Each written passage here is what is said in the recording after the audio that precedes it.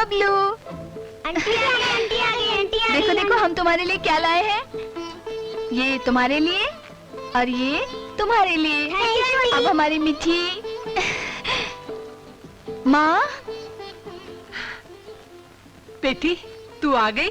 हाँ माँ, जैसे ही एग्जाम्स खत्म हुए हॉस्टल की कैद से आजाद होकर सीधी चली आई अपनी माँ और भाभी से मिलने। अरे आप लोग इतने सीरियस क्यों हैं? समझ गई। आप लोग सोच रहे होंगे कि मैं इस बार हॉस्टल जल्दी ही चली जाऊंगी, लेकिन भाभी चिंता करने की कोई जरूरत नहीं है। मैं अभी भैया से कहकर इसी शहर में एडमिशन करवा लूंगी। कहाँ है भैया? अरे भैया कहाँ हैं? डैडी तो जेल में। क्या? हाँ, उन्हें तो फांसी की सजा हो गई।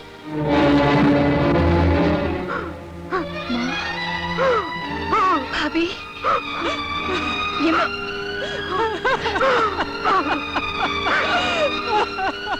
ये नहीं हो सकता, ऐसा नहीं हो सकता। ऐसा ही हुआ सरिता, ऐसा ही हुआ। उस आदमी की झूठी गवाही ने मुझे खूनी साबित कर दिया। मैंने बहुत कोशिश की मगर मेरी सच्चाई को झुठला दिया गया। मैं जानती हूँ भैया कि तुम निर्दोष हो, लेकिन मैं कानून को तुम्हारी सच्चाई का आईना दिखाकर रहूंगी। कानून नहीं देख पाएगा सरिता, क्योंकि वो अंधा होता है। लेकिन बहरा तो नहीं होता। कौन है वो झूठी गवाही देने वाला? उसका नाम जय है। जय? वो सामने काले कपड़े वाला बैठा है ना, उससे जाकर पूछो।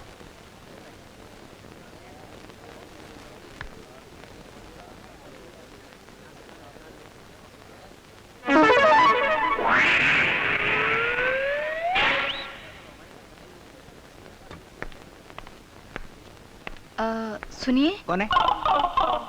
सुनिए, मुझे जय से मिलना है। एक और बिरयानी ला। बैठी ना, बैठी। बोलो, क्या केस है? केस? कैसा केस? समझ गए, समझ गए। तो आप सब जय को बताना चाहती हैं, लेकिन जय तक पहुंचने से पहले आपको मामू को मिलना पड़ेगा। ये मामू कौन है? मामू कौन है? आप मामू को नहीं जानती? नहीं जानती? इसका मतलब आप कुछ नहीं जानती। आप जो भी केस लेकर आई है ना, उसे मामू बचता नहीं, यूं सॉल्व कर देगा। पर ये मामू कौन है? हाँ मामू, आपकी बिरयानी। अच्छा, तो आप मामू हैं। इतनी देर से क्यों नहीं बोलते कि आप मामू हैं? वो क्या है, जो बड़े और स्टैंडर्ड के लोग होते हैं ना, वो अपना परिचय खुद नहीं कराते। देखिए, मुझे जैसे बहुत जरूरी काम है। जय? वो क्या चीज है? हैं? अरे जुम्मा 8 दिन नहीं हुए उसे झूठ बोले। अब मुझे बताइए, मैं आपका केस हैंडल करूंगा। अरे आपको नहीं मालूम मेरे भी क्या दिन थे। जब मैं झूठी गवाही देता था ना, तो जज रोता था और वकील लोग सदमे से बेहोश होकर गिर पड़ते थे, यहाँ वहां, यहाँ वहां, यहाँ वहां। Shut up! मैं आपसे जय के बारे में पूछ रही हूँ। मुझे बताइए, जय कहाँ मिलेगा? वो आपको नहीं मिलेगा। क्यों? वो छुट्टी पर है। छुट्टी पर? हाँ, वो क्या है कि उसकी जेब है गरम, इसलिए वो ठंडी जगह पर गया है अपने छमिया को लेकर। बेशरम।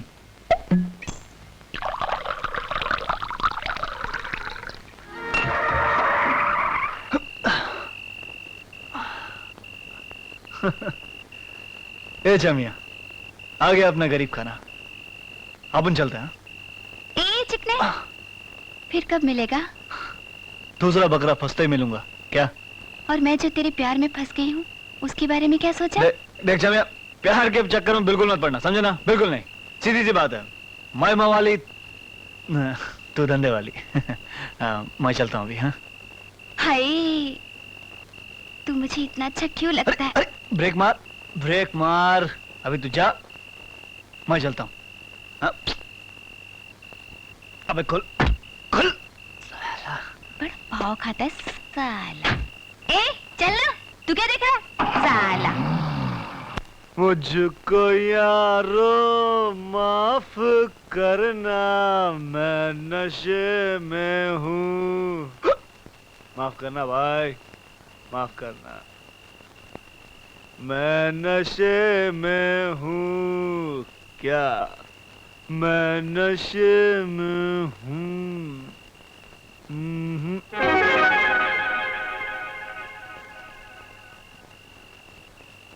चौदहवीं का चांद हो या आफताब हो।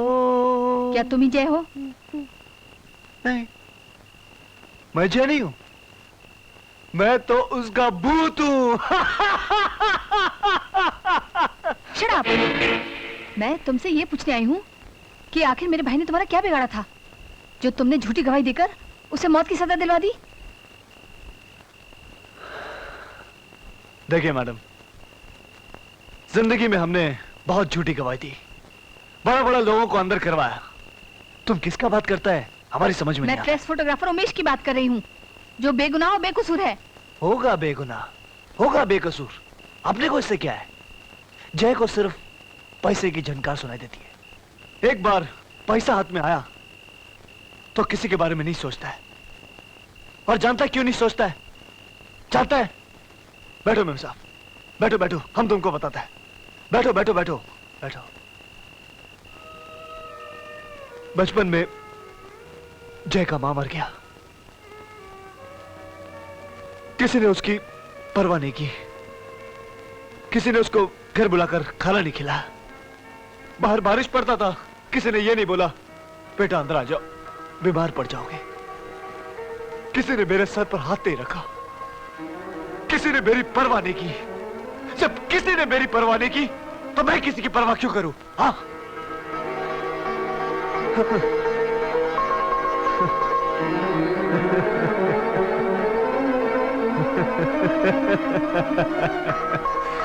Stupid.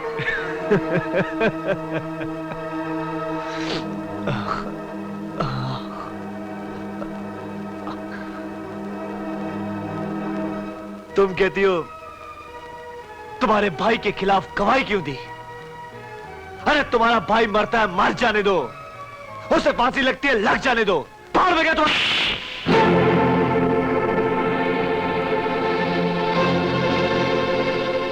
कमीने, तुझे शराब से ज्यादा बेरहमी का नशा है।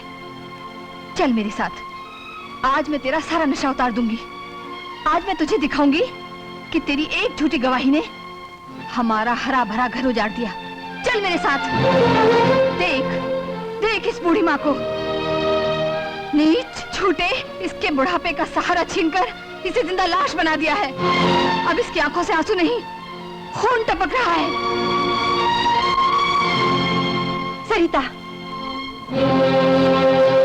इसे यहाँ क्यों लाई हो? अब तू क्या हमारी बर्बादी का तमाशा देखने आया है? चला जा यहाँ से, चला जा। नहीं भाभी नहीं, इसे देखने दो। इसे देखने दो कि जब कयामत आती है ना तो क्या मंजर होता है। देख इन मासूम बच्चों की तरफ, अब कौन करेगा इनकी परवरिश? और इस लाचार औरत की तरफ देख, जो अपने पति को फांसी लगने के बाद अपनी बेबसी और गरीबी की फांसी पर लटक कर हर रोज यूं ही तड़प तड़प कर मरती रहेगी। सोच क्या रहा है? तूने मेरे पति के साथ इंसाफ नहीं होने दिया, फिर हमें जिंदा क्यों रखा है? ऐसी जिंदगी से तो बहुत अच्छी है। आ, मार डाल हम सबको, मौत दे दे हमें, मार डाल, मार डाल। अरे तू पैसा लेकर मौत बेचता है ना? ले, ये ले मंगलसूत्र, इसे बेचकर अपनी कीमत वसूल कर लेना। ले,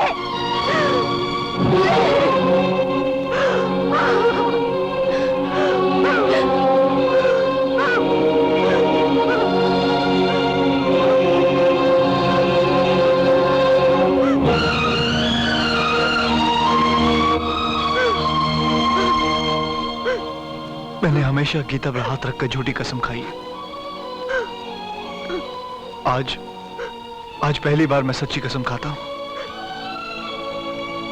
मैं तुम्हारे पति को बेगुनाह साबित करके रहूंगा,